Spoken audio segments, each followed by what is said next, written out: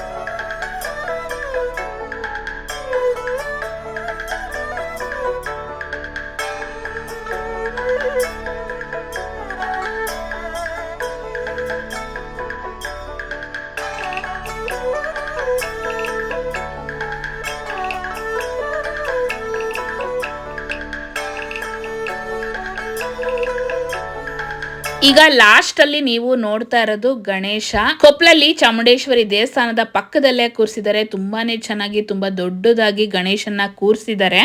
Next ನೀವು ಗಣಪತಿ ವಿಸರ್ಜನೆಯ ವಿಡಿಯೋನ ನೋಡ್ತಾ ಹೋಗ್ತೀರಾ.